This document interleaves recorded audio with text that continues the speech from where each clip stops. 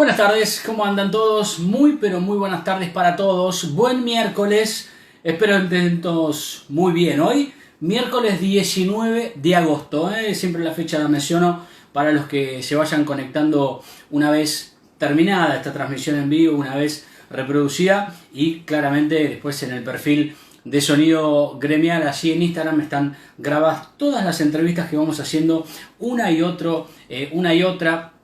Cada mano a mano está en el perfil del Instagram TV de Sonido Gremial. Bueno, ¿cómo andan? Espero estén todos muy bien, ¿eh? Un día hoy lluvioso en la ciudad y en la provincia de Buenos Aires. Un día frío, fresco, ¿eh? Parece que el invierno se empezó a notar más ahora que en julio. Así que muy buenas tardes para todos. Abríguense los que están en la calle, o los pocos o los muchos que estén en la calle. Muy buenas tardes para todos. Bienvenidos. Hoy nos unimos al vivo de Instagram para charlar un poquito de lo que tiene que ver con el transporte público y específicamente nos vamos a centrar geográficamente en la ciudad autónoma de Buenos Aires. Y si hablamos de transporte público en la ciudad autónoma de Buenos Aires, no vamos a hablar ni de colectivos, ni de aviones, ni de trenes, o sí trenes, pero más precisamente los que van bajo tierra. Vamos a hablar del subte, de la situación del subterráneo en la ciudad autónoma de Buenos Aires y específicamente del gremio que representa a los trabajadores en el subte porteño. Estamos hablando de la Agencia Gremial de Trabajadores del Subte y Premetro, que conduce Roberto Betio Pianelli, y justamente es él quien es el entrevistado del mano a mano hoy aquí en Sonido Gremial. Una situación compleja la que viven los trabajadores del subte, sabemos con enfrentamientos desde hace ya muchos años con la empresa que tiene la concesión del subte porteño, hablamos de Metrovías, pero también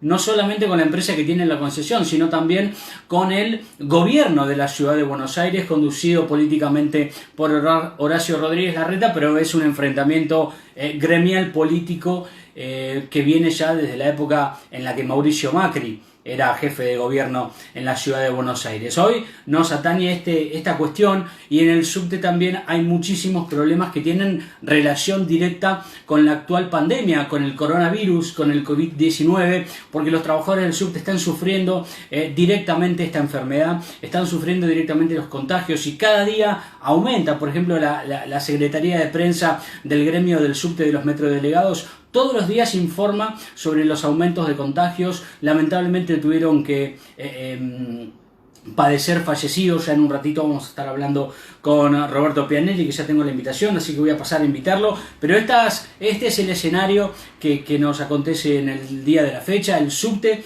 en la ciudad de Buenos Aires, los trabajadores y el gremio del subte. Voy a pasar a invitar a Roberto Pianelli, quien es el secretario general del... A ver si Beto, como le dicen todos, va a conectarse aquí en el mano a mano con Sonido Gremial. Vas a invitar. Hola Beto, ¿cómo estás? Hola, ¿cómo te va, Hernán? ¿Cómo andas vos? Y como se puede, padeciendo esta pandemia, que obviamente como hoy todo el mundo la está padeciendo, cada día que pasa uno el encierro, la verdad que no es nada grato, y obviamente también con el temor de contagiarse, ¿no? En mi caso Justo te iba a particular, preguntar, soy persona de riesgo, así que con más cuidado todavía. justo te iba a preguntar te iba a hacer una pregunta trillada e iba a revolucionar el periodismo, que creo que nunca te lo han preguntado. ¿Cómo te trata esta pandemia? Te iba a preguntar justo. No, y me tiene encerrado. Yo hace unos 8 años sufrí un trasplante de hígado, es decir, estoy Sí. inmunosuprimido, por ende los cuidados que tengo que tener son mayores. Si yo me llego a contagiar, estoy en un peligro realmente grave, ¿no? Por eso trato de cuidarme, de cumplir con las normas, y obviamente eso nos llevó a reestructurar la actividad militante, la actividad cotidiana, ¿no? Y tú lo vives a través de las redes sociales, a través de los Zoom. El Zoom se transformó casi eh, más popular que tomar un café. Hoy hagamos un Zoom. Militancia. Bueno, y sobrevivimos de esa manera, ¿no? Es decir, aguantando y esperando de que, bueno, rápidamente en algún momento aparezca la vacuna que nos permita volver, no a la normalidad anterior, porque uno la verdad que no desea volver a la normalidad anterior, pero en base a esta experiencia tratar también de que cuando encontremos la vacuna empecemos a cambiar esa normalidad que teníamos y que realmente se demostró que estaba todo pata para arriba, ¿no? Roberto, hablando de tu caso específico, me imagino que debe ser difícil la representación gremial a la distancia, pero también están los trabajadores tuyos representados en la AGT SIP que están directamente bajo tierra, que están en el subte, que están todos los días allí trabajando. Contame primero cuántos son los contagiados que tienen al día de hoy y decía yo en la apertura que tuvieron que lamentar muertes, lamentablemente, sí. Sí, hoy estamos 93 aproximadamente, que no hay que ver el despacho de hoy, así estamos en 90 compañeros contagiados, de los cuales 40 ya se recuperaron, por suerte, y tuvimos desgraciadamente 3 fallecidos, de los cuales 2 de ellos estaban prestando servicio, ¿no? Eran parte del servicio esencial, el otro estaba con licencia por ser persona de riesgo, pero 2 de los que estaban trabajando, que eran jóvenes y que no tenían ninguna patología base, fallecieron. Este virus se sabe de que no solamente ataca a la gente mayor ni a los que tienen patología, a veces también si te agarra mal parado, vos creés que estás en buenas condiciones y sin embargo te puede llevar, ¿no? Como nos pasó con estos 2 compañeros, las 2 muertes que las lamentamos las 2 en un mismo día, el sábado pasado, ¿no? Roberto, ¿cómo son las situaciones en cuanto a los protocolos? Te pregunto, ¿cómo está la situación en cuanto al protocolo sanitario que establece la empresa Metrovía? ¿Se cumple, no se cumple? ¿Son buenos, no son buenos? Mirá, nosotros cuando apenas que empezó la pandemia, empezamos a reestructurar toda la actividad. Es decir, hay que tomar en cuenta que hay más o menos un tercio de los trabajadores que están o licenciados o a cuidado de familiares, ¿no? Es decir, cuidado de hijos. Con los otros 2 tercios de los trabajadores, lo que empezamos a hacer inmediatamente, también medio ensayo-error, ¿no? Íbamos probando, es modificar la forma en la que se trabajaba. Nosotros, por la característica de nuestro trabajo, vos das vueltas y en un momento bajás, descansás y volvés a dar vueltas. Entonces eso hace que haya un espacio común, que nosotros le decimos los comedores, que es donde la gente se queda esperando. Bueno, eso se iba a transformar en un lugar de contagio. Entonces reestructuramos todo el trabajo de una manera en la cual uno entraba, hacía todas las vueltas que tenía que dar, todo el trabajo que tenía que hacer, finalizado eso, en vez de tener el tiempo de descanso, directamente el compañero se iba a la casa. Por la reducción del servicio que ha habido, hoy se está trabajando un día sí, un día no. Entonces toca un día ir y otro día no. Y cuando vas, haces eso, trabajas todo de corrido, te vas. Eso garantizó de que hoy no sea un desastre.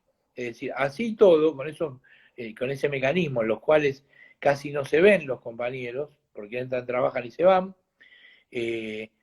con ese mecanismo tenemos 100. Vos te imaginás lo que hubiera sido si hubiéramos seguido con el mecanismo anterior. Lo otro que hicimos en algunos comedores y vestuarios, los clausuramos, porque eran lugares donde no se podía sostener la distancia, entonces inevitablemente te llevaba a tener contactos estrechos. Y ahí empezaron los litigios, ¿no? Con la empresa, porque nosotros ya hace 3 meses que le decimos, señores, esto hay que reformarlo. Donde hay comedores o vestuarios donde la gente está hacinada, hay que reformarlo, porque cuando esto se empieza a ver una apertura, no vamos a volver a trabajar en un lugar donde generemos contagio, que es un problema que viene pasando en casi todos los lugares de trabajo. El Sarmiento hubo que paralizarlo por la cantidad de contagios que tuvieron en un solo día. Y así ha pasado en muchas fábricas, que hubo que cerrarlas directamente. ¿Por qué? Porque al no modificar las instalaciones, no reestructurar, es decir, en base a los protocolos nacionales, no que los lugares de trabajo no haya el distanciamiento necesario, implicó de que haya muchos compañeros que estén enfermos en un montón de fábricas. Nosotros eso lo hicimos rápido y en ese sentido fue eficaz. Pero tenemos este problema. Hoy vos sabés que hay un conflicto en la sede el día de ayer, que sigue el conflicto, es porque la empresa intenta poner mayores formaciones. Nosotros le dijimos que no vamos a modificar esta forma de trabajo si no modifican los lugares donde nosotros tenemos que permanecer en los momentos que no estamos trabajando. Y bueno, hay un conflicto que está planteado, que seguramente, posiblemente continúe, porque hay algo que no vamos a hacer, es aceptar que la empresa imponga condiciones de trabajo donde no haya distanciamiento social que tiene que haber y que nos exponga a enfermarnos, porque ya bastante que nos exponemos a ser trabajadores esenciales, en ir a dar el servicio desde el primer día, con todos los miedos que eso implica, viajando, saliendo a la calle, que encima en el lugar donde estemos en contacto con otra gente no haya los espacios necesarios, no lo vamos a permitir, ¿no? Justo te iba a preguntar eso, Roberto, ¿qué había pasado el lunes creo que fue, el lunes o Claro. martes creo que fue el tema del paro, porque Metrovía decía que había sido una responsabilidad gremial la del paro, y ustedes salieron a denunciarlo. De hecho, vos denunciaste chantaje por parte de la empresa. Claro, porque la empresa la semana dice, el martes vamos a cambiar todos los diagramas y vamos a incorporar que venga más gente. Le dijimos, bueno, antes de hacer eso, lo que tenés que hacer es modificar los lugares comunes que vamos a estar.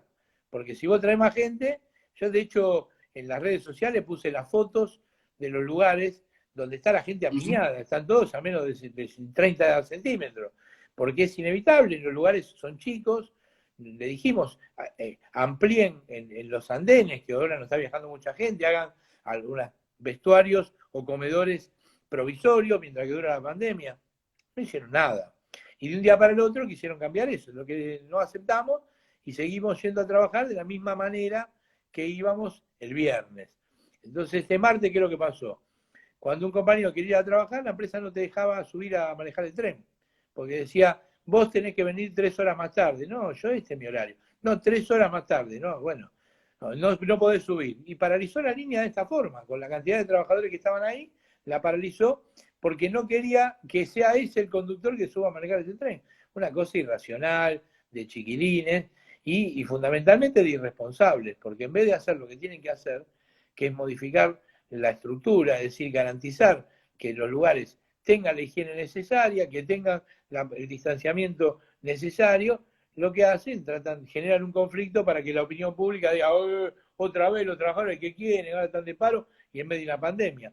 Nosotros no paramos, fuimos y hicimos, hoy están haciendo lo mismo los compañeros, pero la empresa sigue con esta tesitura, es más, empezó a sancionar trabajadores. Por eso digo, es muy probable que este conflicto siga y que empeore. ¿Por qué? Porque en vez de resolver el problema, lo que intenta es amedrentar a los trabajadores con sus pensiones. Y eso tampoco lo vamos a permitir. Desgraciadamente, vamos a tener que defendernos. Yo me pregunto, Roberto, mirá, el que nos contó el sistema subterráneo en el mundo fuiste vos, allá por 2016, cuando te entrevistamos por primera vez, que nos hablabas del sistema subterráneo en Nueva York, en Suecia, en San Pablo, en grandes líneas de subterráneo en todo el mundo, y me pregunto cómo estará haciendo ahora que trabajan las 24 horas esas líneas, si no me equivoco. Bueno, Nueva York fue un desastre, desastre. En Nueva York el sistema de transporte tuvo 200 muertos en menos de un mes. Fue un desastre. La cantidad de contagiados, hubo que cerrarlo. La primera vez en la historia que hubo que cerrar el metro de New York. Digo que ha sido uno de los metros, después de Londres, el más importante durante muchísimos años. Bueno, ahora los asiáticos han superado, pero es un metro gigantesco. Hubo que cerrarlo y hubo que modificar la forma de trabajar. De hecho, en todo el planeta se redujo la cantidad de servicios para que no haya contagios.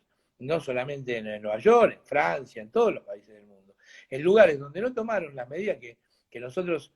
Y en ese sentido hay que reivindicar la actitud que tuvo el gobierno, que rápidamente tomó dimensión por lo que se venía viendo y empezó con una cuarentena muy estricta y redujo el servicio de transporte y solamente lo dejó para el personal, para las personas que sean esenciales, no para que viaje cualquiera. Y eso, en un sentido, nos protegió más lo que nosotros hicimos internamente, nos protegió para que hoy nos estemos contando con decenas de muertos, como vivieron otros países.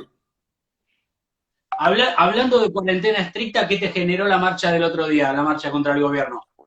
Y nosotros hacía 2 días que habían fallecido 2 compañeros que estuvieron dando servicio esencial durante los primeros meses de pandemia. La verdad, a uno le da bronca, pero centralmente le provoca una impotencia y una angustia bárbara. Mis compañeros me mandaban mensajes diciendo, ¿qué hacemos si quieren bajar toda esta gente a tomar el subte?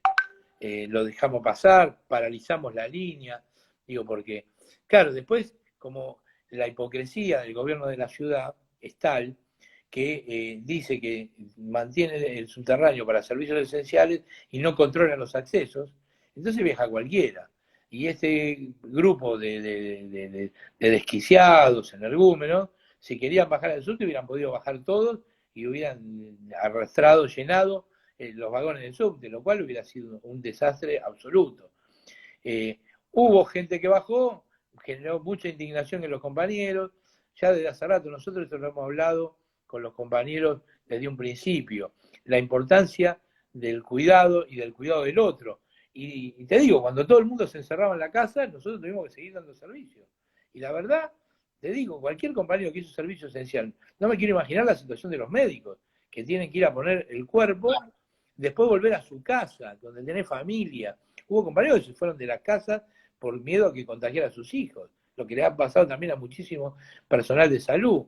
Y que un grupo de responsables salga a decir, la pandemia es un verso, habían muerto 2 compañeros nuestros hacía 2 días, esto es todo un chamullo, ¿no? Y todas las locuras, que si andemos sin barbijo, el barbijo, todo es una cantidad de barbaridades que realmente lo que provoca es impotencia, angustia, indignación y también ver la pasividad con la que el gobierno de la ciudad deja correr todas estas cosas sin hacer absolutamente nada, sin proteger a los demás ciudadanos, también da mucha bronca, ¿no?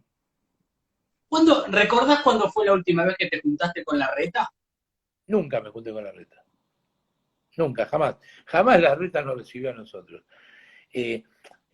Tampoco Macri en el momento que fue. La verdad que no es algo que diga, me perdí de haberme reunido. No, la verdad que no. Creo que hubiera sido necesario reunirse muchas veces en conflictos que fueron muy duros y que hubiera sido importante poder conversarlo. Nunca aceptó hablar con nosotros. Las veces que tuvimos comunicación con el gobierno de la ciudad, centralmente a través de intermediarios. Y algunas veces nosotros tuvimos que mandar intermediarios para que puedan hablar con la reta. Siempre es una, casi te diría una cultura en el PRO hacer eso, ¿no? Es como que hay seres humanos menores, gente que no merece reunirse con gente de tan alto nivel. Eso mismo que me pasó a mí le ha pasado a casi todos los gremios porteños, por lo menos a los estatales, a los docentes, seguro. Nunca recibió a ninguno de estos gremios. Sí, ha pasado. ¿Cómo analizás esto a partir de la pandemia? Además, la relación, la reta Macri, esta especie de grieta que se empieza a formar, ¿es una instalación mediática o crees que realmente hay un punto de desencuentro entre el expresidente y el actual jefe de gobierno? No, yo creo que no hay ninguna. Macri gobernó durante 8 años la ciudad de Buenos Aires. Y es exagerado decir que gobernó porque Macri, todos sabemos que él se dedica a otras cosas, ¿no? Aparte de negocios, se dedica a salir de vacaciones. En realidad, el que administró la ciudad de Buenos Aires esos 8 años fue Horacio Rodríguez Larreta. Después quedó él como jefe de gobierno. Es decir, la política que desarrolló el macrismo, Larreta es uno de los personajes, junto con Vidal, han sido de los principales ejecutores de esa política.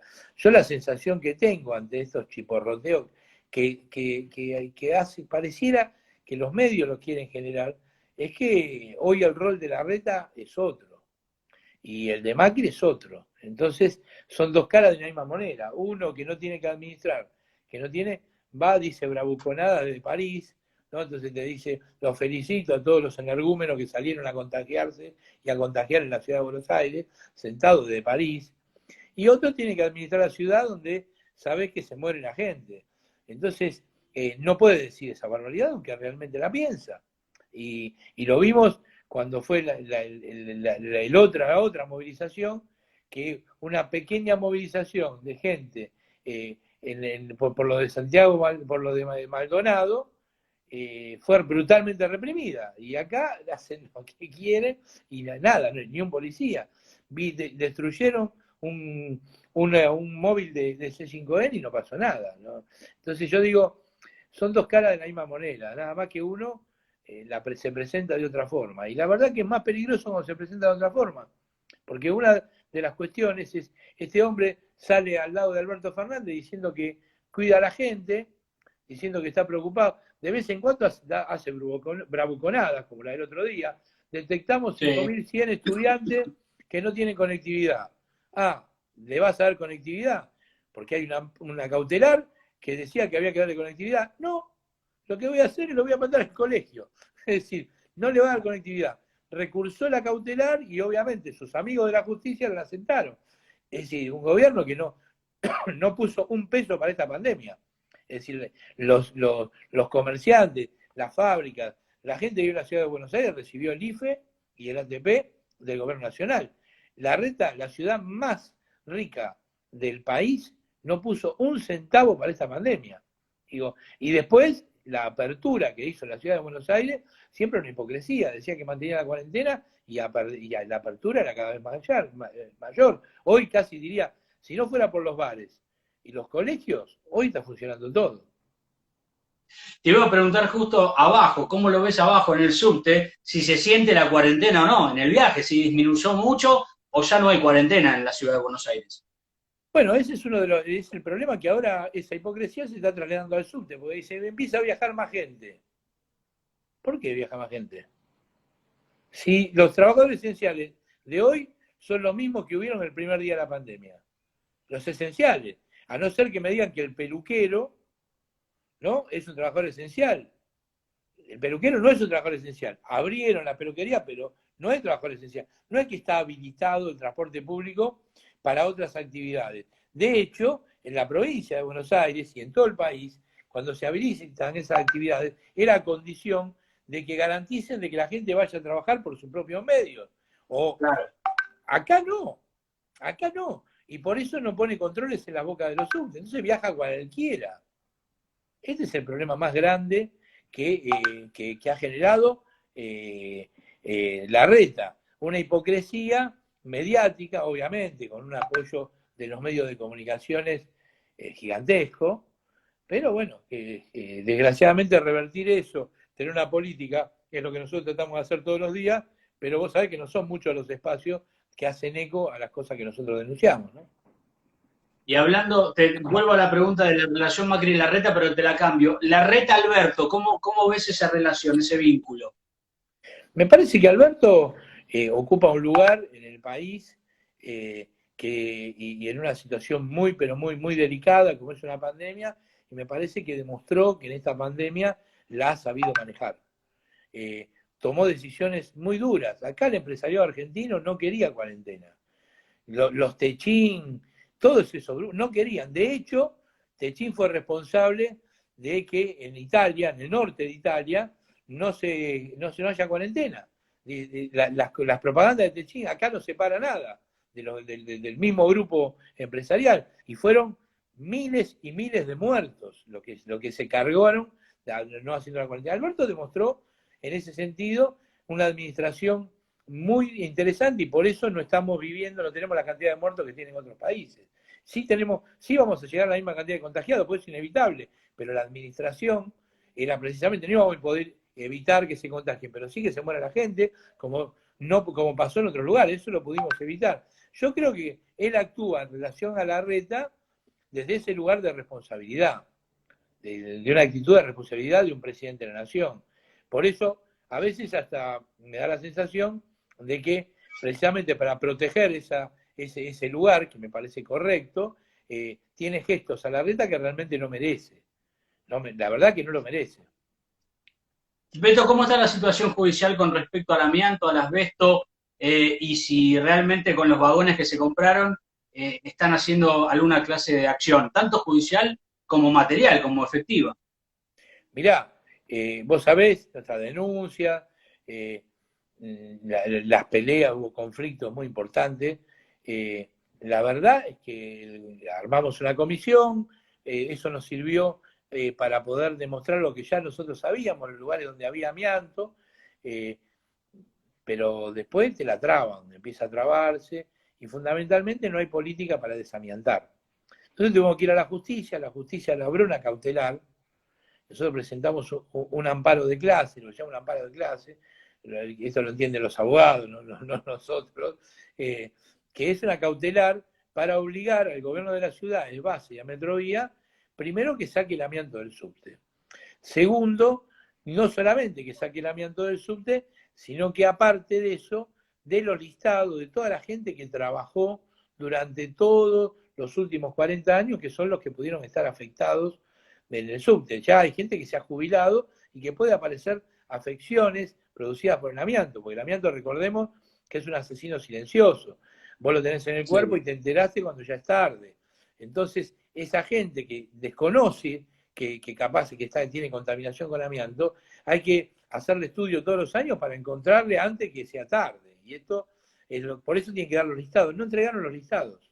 Los listados de los que pasaron por el subte los últimos 40 años.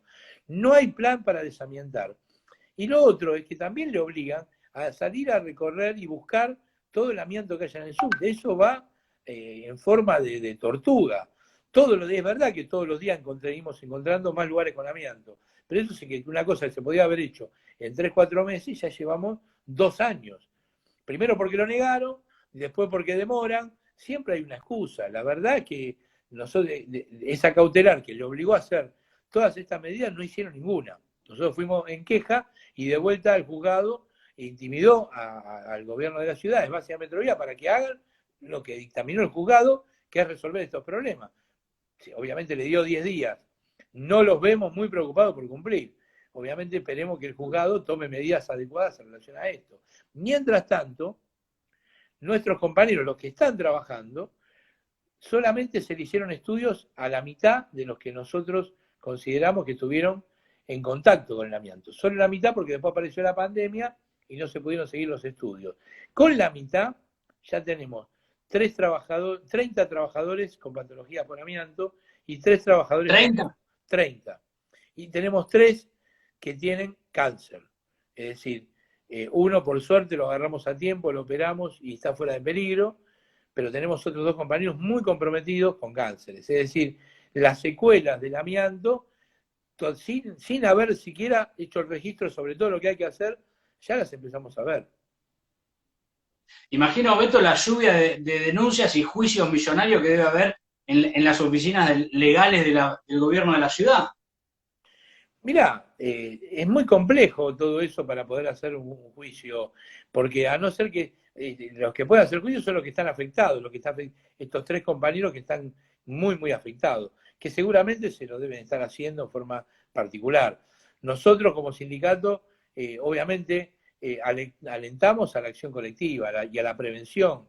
Para nosotros, la plata, si no tenés vida, no te sirve para nada. Siempre lo vimos de esa manera. Y fundamentalmente, cuando son los accidentes laborales, nosotros lo que apuntamos es a que no haya. No a que haya y que después te paguen que entre otras cosas siempre es muy poca guita lo que te dan, pero no existe ningún trabajador en el mundo que vaya a entregar una mano, un dedo, un pulmón por plata. No existe, porque después eso lo viste toda la vida, no te recuperas más. O te vayas a querer morir para sacar plata. Eso existe solamente en la cabeza de los empresarios reaccionarios, de los neoliberales, que dicen, ustedes lo que quieren es la justicia laboral, los juicios millonarios.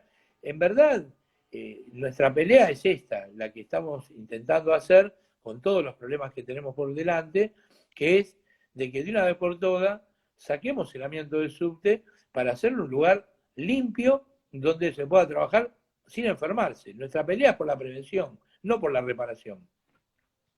El contagio o el enfermarte de estas sustancias cancerígenas, ¿cómo es el contacto? Para los que están, para uno que quizás es ignorante en esa materia y para los que no lo conocen, ¿cómo es el contagio? ¿El contacto con el material? ¿Está en el ambiente, en el aire? ¿Cómo es? El amianto, las partículas de amianto son de micrones, es decir, son imperceptibles a la vista. Hay diferentes tipos de amianto o de utilización del amianto.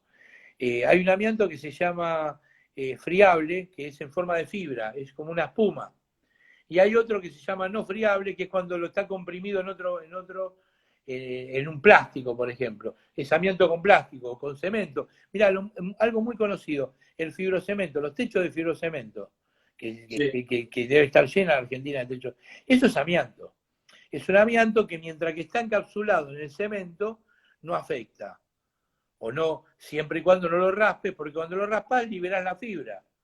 Y cuando Claro. después de un tiempo se descompone y libera la fibra.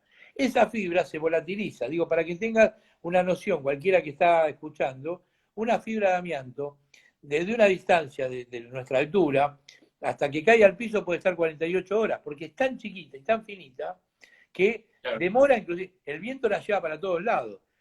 Una fibra de esa, clavada en un pulmón, te puede provocar un mesotelioma, un cáncer.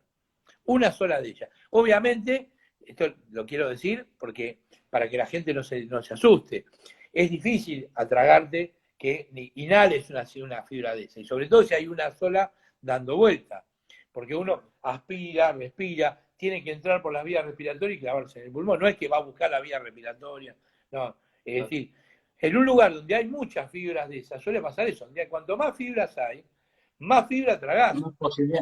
Y bueno, este es el problema que hay. Nosotros tenemos muchísima cantidad de amianto. Obviamente tenemos amianto de todo tipo. Tenemos amianto friable, no friable, amianto en descomposición, que le empieza a alargar fibra. Esto es lo que contamina. Entonces cualquiera que trabaja en el subte, sobre todo los que manipularon las piezas esas durante años. Acá lo criminal de todo esto es que nunca nos dijeron que era amianto. Entonces vos agarrabas una pieza y la pulías. Vos te imaginás lo que es puliendo una pieza, te estás tirando la fibra de amianto a la nariz. Vuelta sin inhalar. Claro. Eso lo hacían todos nuestros compañeros. Un bochorno, una vergüenza. Fue una actitud criminal la que tuvieron en ocultar que existía el amianto en el subterráneo, ¿no? Beto, te hago la última ya para liberar. Las dos últimas te hago. ¿Cómo ves el futuro del PRO? Mirá, yo creo que depende mucho el futuro del PRO de lo que hagamos, lo que lo enfrentamos durante estos 4 años. El PRO fracasó y todo eso que quisieron mostrar como nuevo se demostró que era lo que viejo ya conocido. Y por suerte, en la sociedad argentina, a los neoliberales, en 4 años pudimos volverle a ganar y volver a sacarlo del gobierno. ¿Vos te imaginás lo que hubiera sido esta pandemia con Macri? La verdad, hoy estaríamos contando cadáveres en la calle. Menos mal. Ahora, el futuro de ellos también depende de las cosas que hagamos nosotros. Nosotros vinimos a gobernar, el frente de todos se hizo para gobernar y transformar las cosas. Está bien, agarramos un país quebrado y por eso se están haciendo, se está renegociando la deuda, se están haciendo todas las cosas que se deben hacer. Pero también, a la salida de la pandemia, tenemos que tener muchas políticas irruptivas para generar empleo. Hoy Alberto ya empezó en el interior a motorizar la obra pública, es decir, tenemos que generar puestos de trabajo, tenemos que dar las garantías y fundamentalmente desde el propio Estado para que se invierta.